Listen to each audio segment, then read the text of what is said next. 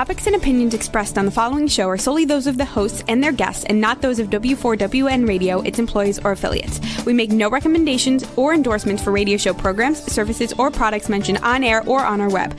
No liability, explicit or implied, shall be extended to W4WN Radio, its employees, or affiliates. Any questions or comments should be directed to those show hosts. Thank you for choosing W4WN Radio. This is Beyond Confidence with your host, Divya Parekh. Do you want to live a more fulfilling life? Do you want to live your legacy and achieve your personal, professional, and financial goals? Well, coming up on Divya Parekh's Beyond Confidence, you will hear real stories of leaders, entrepreneurs, and achievers who have stepped into discomfort, shattered their status quo, and are living the life they want. You will learn how relationships are the key to achieving your aspirations and financial goals. Moving your career or business forward does not have to happen at the expense of your personal or family life, or vice versa. Learn more at www.divyaparekh.com, and you can connect with Divya at contact@divyaparekh.com. This is Beyond Confidence, and now here's your host, Divya Parekh. Good morning, listeners. It's Tuesday, and I'm here with you. So what I want to share with you is a really exciting story that happened recently. So what happened was one of my clients heard my podcast. Usually I don't share my podcast with my clients, but they went ahead and listened to it. And I want to give a shout out to her, Jennifer. And what Jennifer shared was that while she was in the gym, and she found that there was a senior over there and could not figure out different machines, even though the trainer or the gym member had shown her some of the machines beforehand. So she took that time and spent almost 15 to 20 minutes with the senior to help her carve out her own workout. Not only that, she also helped her learn all the machines. And not only that, kudos to Jennifer. I'm so proud of you. Jennifer also set up a couple of times with her when she would do the workout, when the senior would be coming in. And what happened is that this wonderful senior lady was so thrilled that she shared that, she had been scared to come to the gym, looking awkward and not knowing what to do, what not to do. So Jennifer has struck a beautiful friendship. And guess what? Now that wonderful senior lady is going to the gym 4 times a week. And think about how your act of kindness can change somebody's life. So keep that kindness circle going. Take that 1 hour every month and help somebody with no strings attached. And I want to thank you, each and every one of you, for your kindness in buying our books, Expert to Influencer and The Entrepreneur's Garden. Both the books are going to change your lives. And how can I say that? Because I've had so many of my readers reach out to me and share their experiences. And not only that, partial profits from the book go to kiva.org, where we are helping entrepreneurs. Entrepreneurs are a special, yes, they are a special breed, a special tribe. So thank you for helping us. If you've got it, reach out to us. Let us know how it is helping you out. And if you have not, we would so appreciate you getting our books and supporting us in our kindness circle going. So let's bring in our guest. Welcome, Sloane. Good morning, Divya. So thank you for joining us, Sloane. Share with us, if you recall, a moment from your childhood, whether it's a moment or a person or anything from your childhood that you still remember to this day. Oh. That is a really difficult question. We're still getting to know each other, you and I. My childhood was actually not a very good one. Sorry to hear that. but it's exactly why I do the work that I do today. I've been doing deep dives into why do I help people find their voice, because my memories uh, were growing up, I did not have a voice. I Mm, got given choice. mm, There were not many options, and it's why I do the work I do today, with all people, but particularly with women, with young women, girls, in showing them, teaching them that they do matter, their voice does matter, that they are valuable. Uh, in fact, as I'm listening to you with your introduction and your story, we're going to be talking about the voice today, and you have so much uh, love and nurturing in your tone. Like you draw your listener in with the tonal quality, the sound, and you can hear the genuine care in your voice. So, my first feeling in entering in today is, oh, just calm, peace, support. So to answer your question, sadly, I don't have, um, my memories are not to be shared on this podcast. That's well, I understand that it's for perfectly. another show for sure. Yeah, I understand that perfectly, Sloan. And here's the thing, based on what you're telling me, is that even though you had a rough childhood, you made a lemonade out of it. Even though you were given a lemon, you didn't have a voice, but now you're helping others find their voice. How beautiful is that? Yeah. So, share with us as you grow or as you stepped into your adulthood, how did you learn to find your own voice? Yeah, it was a lot of trial and error.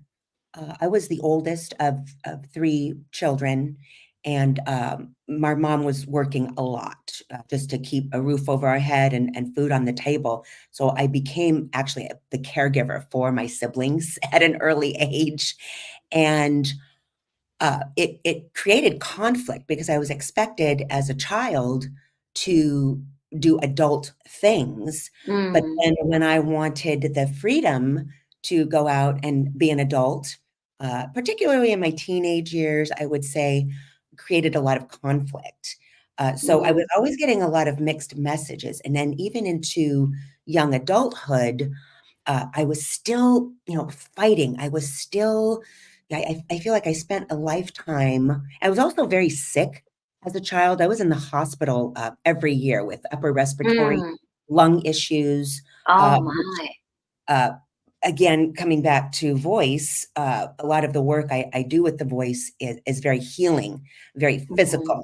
Uh, mhm, but somehow, I think with all of the conflict, the experiences, I spent a lifetime, trying to make my way, to prove my worth.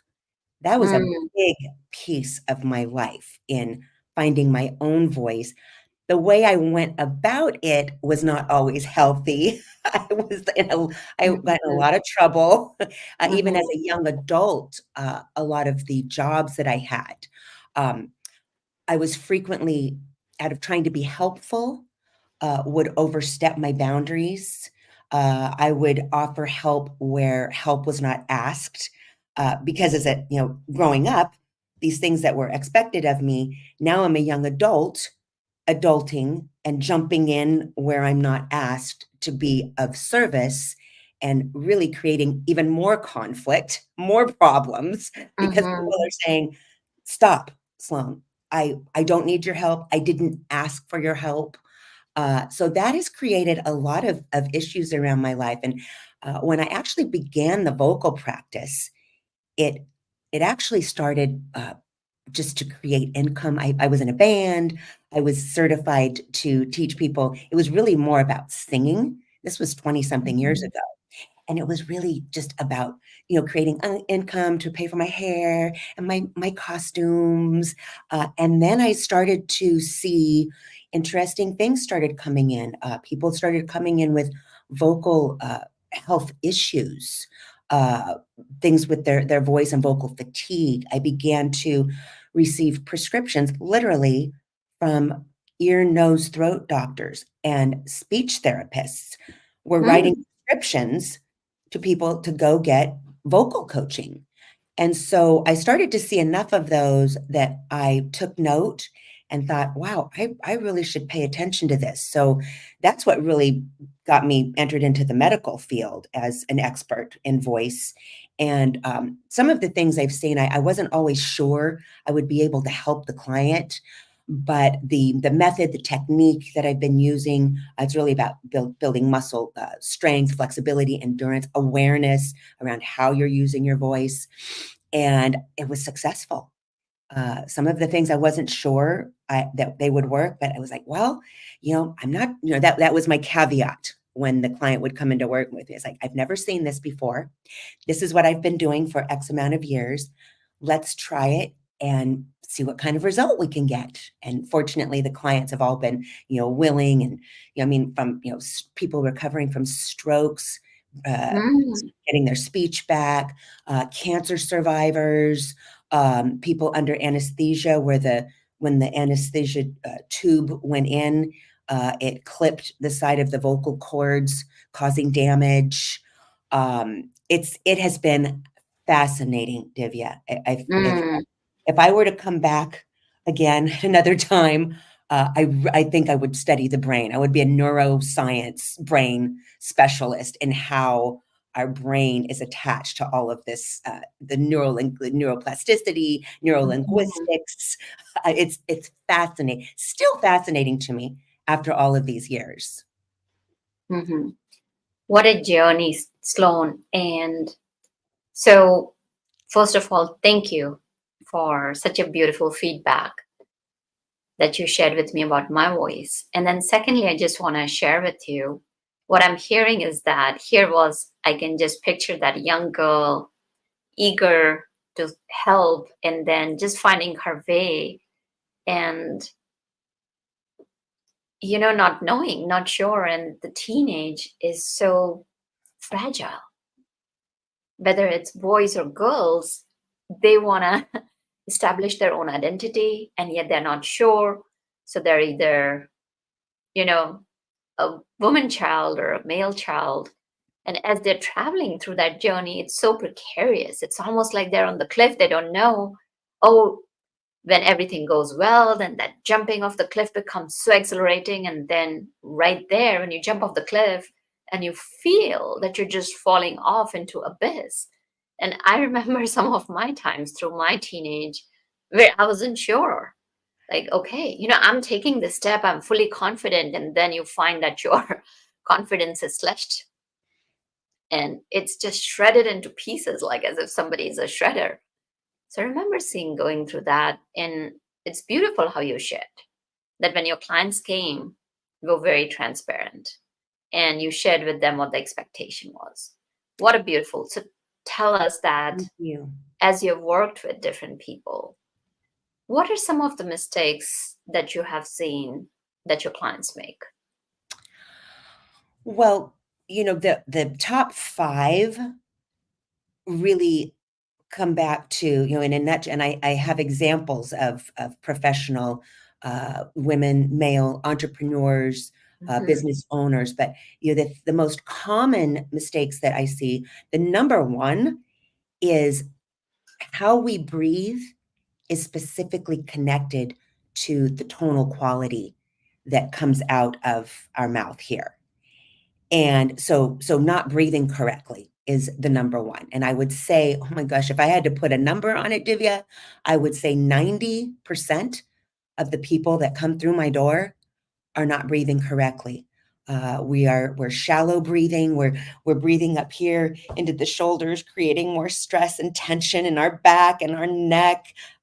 Most of the planet is disconnected from the lung capacity, from the rib cage down. So not breathing correctly, um, which when we do that correctly, recalibrates our nervous system. It helps us center and ground and get calm. Unaware of tone, I shared a little bit about that, with your voice. You have such a calming, you actually have a lot of water in your voice. Water, earth, which establishes you as an authority in your work. Um, monotone, this sound here where it's the same tone all the way across, right? Putting the listener to sleep. This is another mistake that I see. And rate of speech, speaking so fast. I've seen this with my kids, talking so fast that I have to ask them, can you please slow down and repeat that again? Mumbling, not opening up the mouth, and where people are being asked to repeat themselves again. So those are probably the most common. Not breathing correctly, unaware of their tone, not the monotone versus having some melody, a break, the power of the pause, speaking too fast, mumbling, and there's a whole list of others. Vocal fry, that sound there, that I'm demonstrating that for the viewers, for the listeners, because this is almost a cultural thing that I've seen in young adults, and especially if they're getting ready to enter the workforce. I don't know where it came from. It's something that they're unaware of, that it's even happening until I point it out. And I use the example of your interview skills, for example. Two candidates, they perfectly fit, same education, same amount of experience. They look great, they sound great, but you have one who has clarity and their voice is clean and clear, where the other one has this stuff going on in the voice. And I'm able to point out, who do you think is going to get that job? The one with the clarity in the voice, or the one using the vocal fry they're not even aware they're using? And it's more common than we, now all of a sudden the listeners of you're going to start listening to people's voices like, oh my, right? Our awareness is now peaked. Yeah. So that is, you've brought up so many good points. So Sloane, can you tell us, you mentioned that people are not aware of how they sound. And here's what happens. So I was very fortunate to have had speaker training where a lot of things were pointed out. And even now, every single day I'm learning. And I'm learning from you right here. So first step, how can people become aware of their voice? What can they do so that they're aware, how they're sounding? And especially, as you mentioned, if someone is going for an interview, or even if they're presenting something important to the leadership team, or if they're presenting it to the colleagues, I mean, any place, it is so important. Or if it's an entrepreneur going on LinkedIn Live, or even doing a podcast interview, tell us, how can they become aware? Divya, this is such a wonderful question. I'm so glad that you are asking. My recommendation is to record yourself. And whether, that's on your computer, I love the devices, the phones now, the quality of the recording devices on the phones, or if you're old school, still using digital recorders, those are such a great tool. So whether it's, you're doing all of the examples that you just mentioned, I suggest that you actually I still record myself when I'm preparing for anything. I will record, I'll get a sample of that. A common thing for many people, clients, they don't like hearing their voice on a recording device. So there is a definite there's a disconnect between the brain, the ears, the body. There's that's why people come to me. I don't like the sound of my voice on a recording machine. Or I don't remember the days of the answering machines on the telephones. Oh yeah. So my recommendation is definitely record yourself. It is really important, listeners, audience, viewers. I can't say enough about how important it is for you to try to do your best to detach from the outcome, detach from your voice needing to sound or be a particular way, right? If you're listening to this interview, if you're watching this, you're here for a reason. You're here because you want to learn, you want to grow, you want new tools. In order to do that, we have to do things that are uncomfortable. And for a lot of people, one of those uncomfortable things is recording your voice and giving it a listen and not judging it. This is a common thing. Oh, I don't like how my voice, so I really don't want to do that. I really don't want to do these workouts you're giving me, Sloane. They sound horrible. You know, we need to take the judgment away in order to get to the other side. Does that make sense? Yes, definitely. And what you're telling is that setting yourself as an audience. And if you're listening to your voice and, okay, how does that sound? And, is that how I wanted to say it?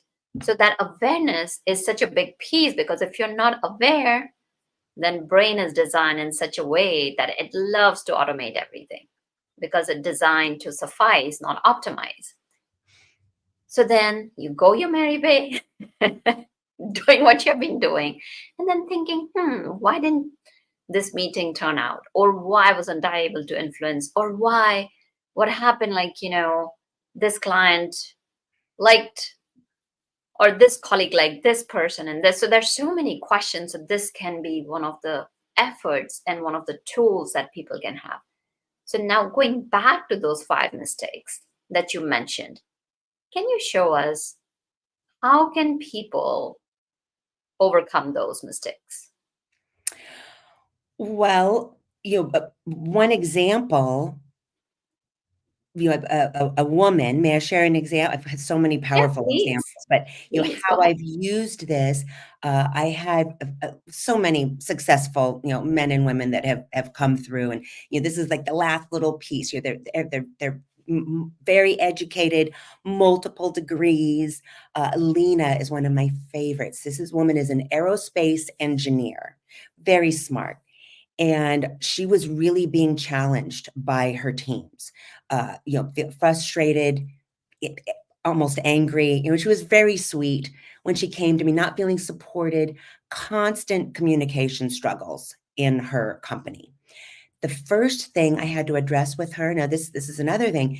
If English is not your primary language, if that is not the language you grew up with, that creates a whole nother set of problems. So her first language was Spanish, and a culture rich with passion and fire, as it relates to the elements. I mentioned earlier, you have a lot of water and earth in your voice, Divya. It's very calming, it's very welcoming. Well, because she was so passionate about her work, the pace at which she spoke was very fast. It was very curt. People often thought that she was actually angry, which would repel. Instead of attracting her team to want to collaborate with her, she was actually repelling her people instead of bringing them in to work with her on her projects. So just a few adjustments that we did for her voice, some of the mistakes that we addressed. First thing I did was we slowed her rate of speech. So we practiced this. We recorded this. So she would, preparing specifically for a project I helped her. She was going to be presenting. And so we record it once through video and audio. Then she's able to go back, watch, listen. We slowed things down. So the tempo at which she was speaking. We balanced out all that fire, that tone, that passion. Didn't mean it in a mean way, but the listener, her teams, the way they are receiving it was, wow, she's not very nice. I'll keep it clean. I'll keep it family friendly. They were saying other things behind her back. But we calmed that fire down. We added more water. We balanced that with more earth to have her feel more as an authority, more calm, more confident in her body. The water balanced out that fire. And she was most excited. At the end of the day, she'd take these back, and we worked for several weeks together. And she just kept applying the principles that I was teaching her. And each week she had more success. But when we parted, the thing she was most excited about was the power of the pause. She was going into her meetings way more calm, feeling more productive, definitely feeling more engagement with her teams. But the pause, instead of her feeling like she needed to jump in or defend a perspective or her ideas, she would stop, wait, put it back on, the other team members, ask them for their thoughts. She said that was just a game changer for her. It was transformative.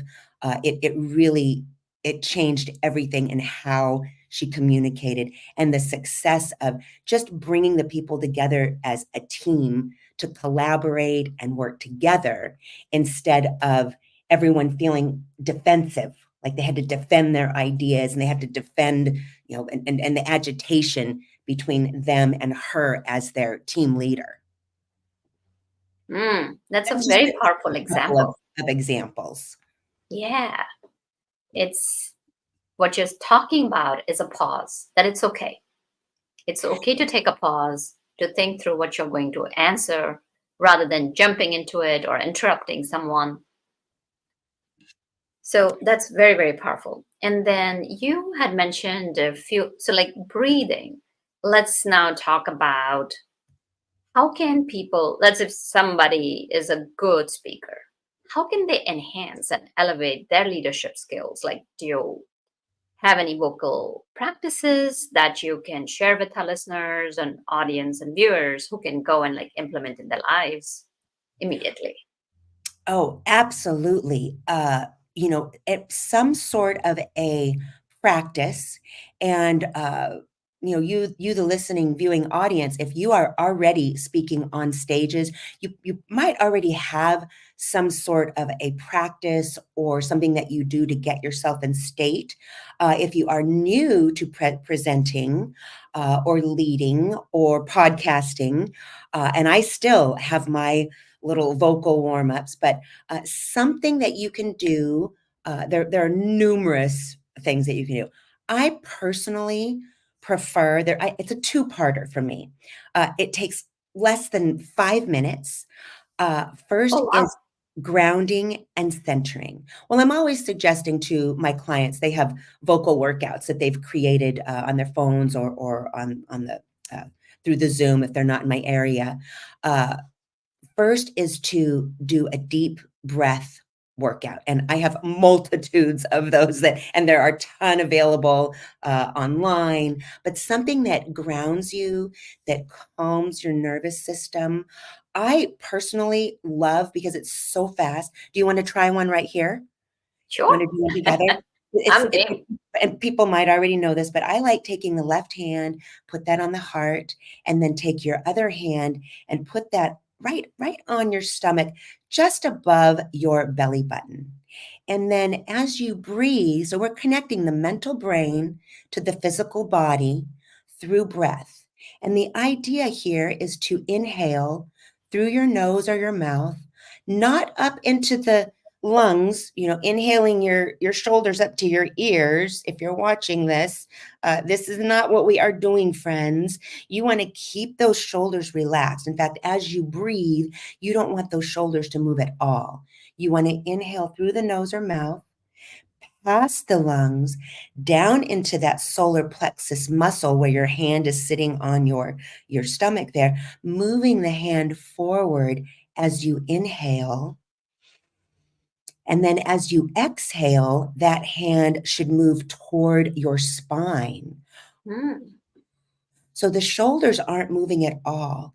So let's try that again. Let's breathe through the nose or mouth, down into the solar plexus, moving that hand on the stomach forward with the inhale. And then as you exhale, the hand should go toward the spine. So you're emptying that solar plexus muscle connected to the diaphragm. You're contracting that muscle. And this is something, you can see how fast that is. I suggest that you take 10 breaths. This is something you can do in your car before you're going into a meeting, maybe that you're feeling anxious about. If you're getting on a stage, I have an additional little thing that I like to do, and that is just really to get the body in that excited state. And this is a vocal swoop, I call it.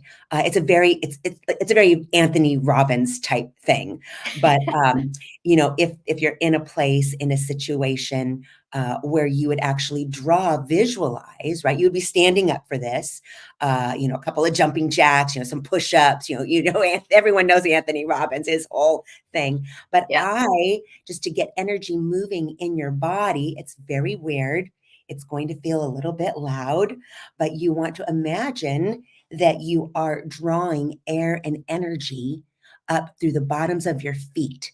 You're drawing this support from the planet. And you would draw that up through your feet, up through your legs, all the way up through your body. You would release that out the top of your head, and then you would come all the way back down, landing on the planet. And it looks like, are you ready? It's weird, it's loud, it's very silly, but it's been working for over 20 years. So I keep using it. It's called a full range vocal swoop, and it sounds like this. Listen once. I'm going to draw my breath. Ow. Woo! Ow. You want to try it together? Sure. It's I'm game. weird. And it's meant to be really loud. I'm holding back a little bit here. Okay. For the sake of all of our audio. Let's try it together. Nice big breath, drawing that air from the bottom of your feet. Here we go. Ow. Ah.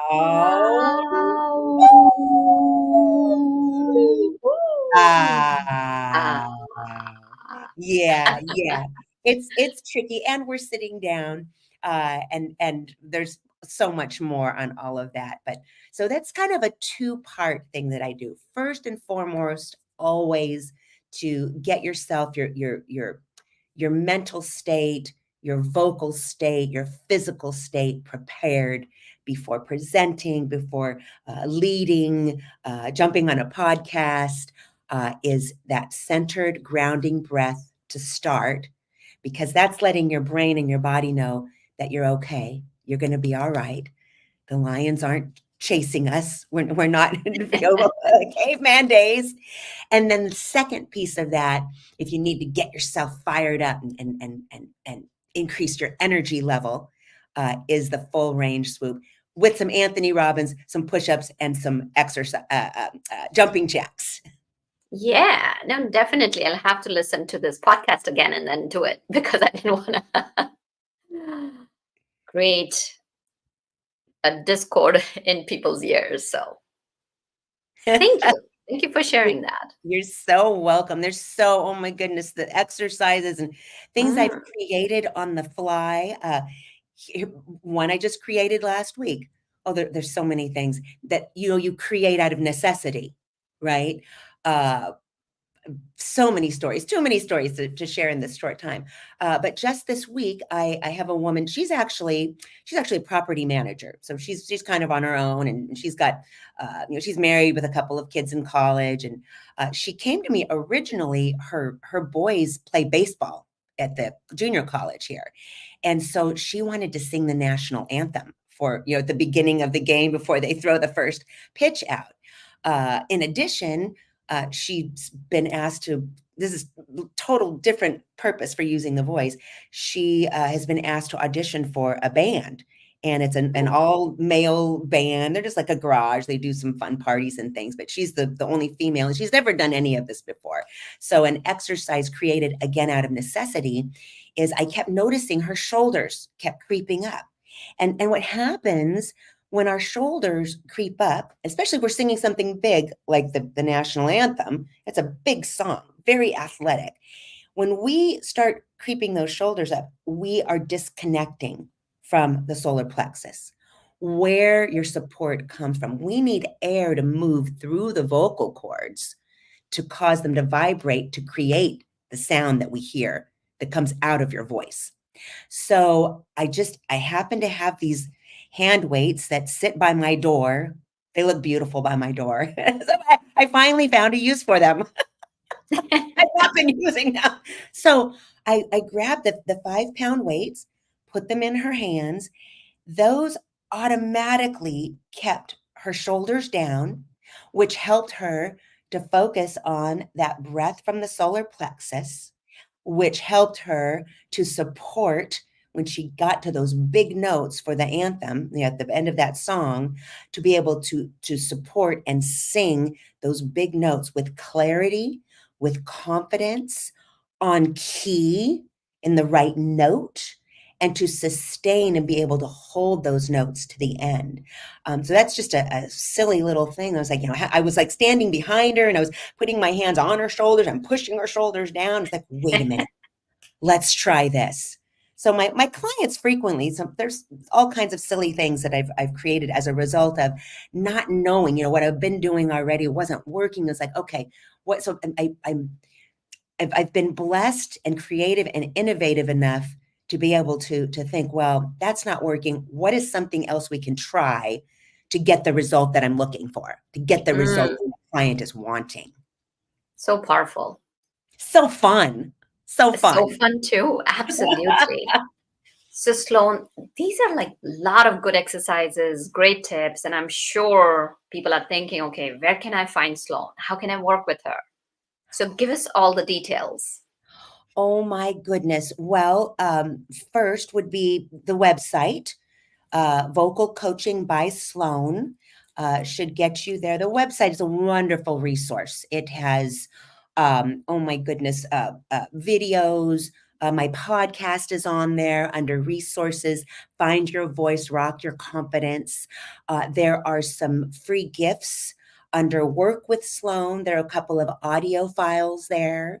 And the one that I really want to offer to the listeners is for if you found, if mastering your voice to elevate your own confidence is something that interests you, please schedule a complimentary Find Your Voice breakthrough session with the link that we have in the show notes here. That goes straight to my calendar.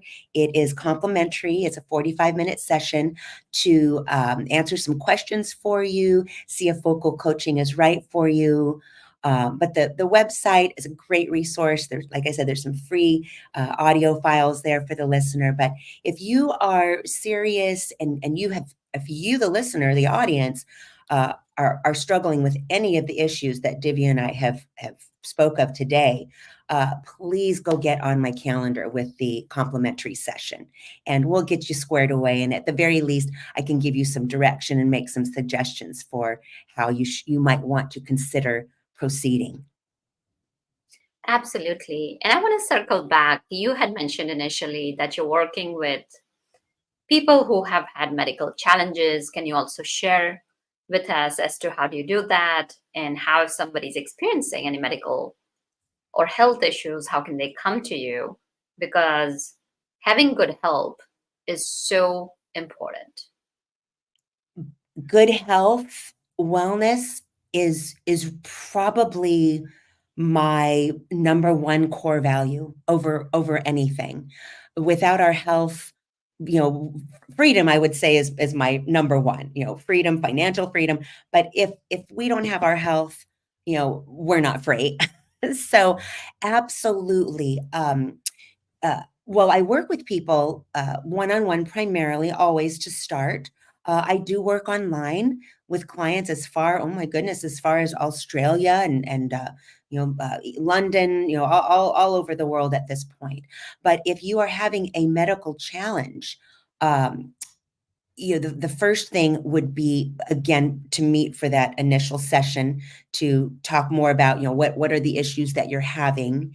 And then I just break it down. And more often than not, it is usually the breathing is really a key to unlocking, unfolding what is going on in the rest of the body. Just one more story here. So I mentioned that I was very sick as a child. I had my first asthma attack at 6 months old, and I was hospitalized every year right around December, my birthday, with upper respiratory issues. I never just got a cold. I would get a cold that would turn into bronchitis that would then turn into pneumonia. And I was in Oh the my goodness. hospital. Back then, they didn't have the oxygen machines like they have now. I lived in an oxygen tent. I was like the bubble girl. And what happened is probably around elementary school, I want to say maybe, third, fourth grade, I literally taught myself how to stop an asthma attack. I was Wow. heavily medicated always. So what they do, they probably still do, is if you're having an attack and can't breathe, they shoot you up with steroids. And prednisone was in my system a lot. Pills, shots. It would make me very anxious. I'd be shaking all the time, and I couldn't stand the medicine. I couldn't sleep. I couldn't communicate, and so I had no idea. Again, it's also part of my why I do the work that I do. I truly believe, Divya, that I healed myself with the breath work as a vocal coach, my own health issues. I have never been as healthy as I am today. I'm not on any medication. Vitamin C, that's all I take, and lots of water. But I'm not on any medicine. I don't have any of the issues that I used to, allergies, skin stuff. So I do believe the work, any work with your voice, is very healing. The breath work, the body work, the connecting the mental work to the body, visualization. I know sometimes it seems silly, and I know for a long time, I didn't believe in any of that stuff. But fast forward, I'm looking at my life, I'm looking at the clients that I help, and I'm connecting the dots and realizing, wait a minute, this work is really powerful. It's why I'm still doing Mm. this work.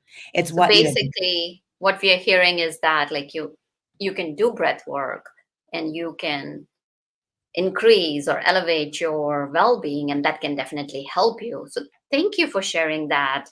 And as we wrap up our show, I want to thank you. And do you have any very quick parting words for our audience? well, if you're on the fence and you're not sure about any of this, but you have questions, uh, again, I want to encourage you, get on my calendar so we can have a conversation. I do love, I did bring a quote as a close for myself. This is from Thomas Edison. If we all did the things we are capable of doing, we would literally astound ourselves. We are so capable of doing amazing things that we never even imagined, things that seem so far-fetched and out there. I believe, because of my own life, that anything is possible. Anything. Oh, I love that. What a beautiful way to close the show. So, listeners, anything is possible. So, thank you, Sloane. Really appreciate you. And thank you, listeners, for being part of our show, because you are so vocal. And I appreciate your trust. I appreciate you reaching out to me and always sharing your thoughts. So, if there's any other way we can serve you, support you, please let us know. And I want to share something very exciting. We will be starting a subscription very soon, and you will be getting bonus content. Yes, yes, yes, bonus content. And stay tuned, and we'll be sharing all the details pretty soon. So be well, take care, and thank you, Juan, for making the show technically possible. Until next time, take care. Thank you, Divya.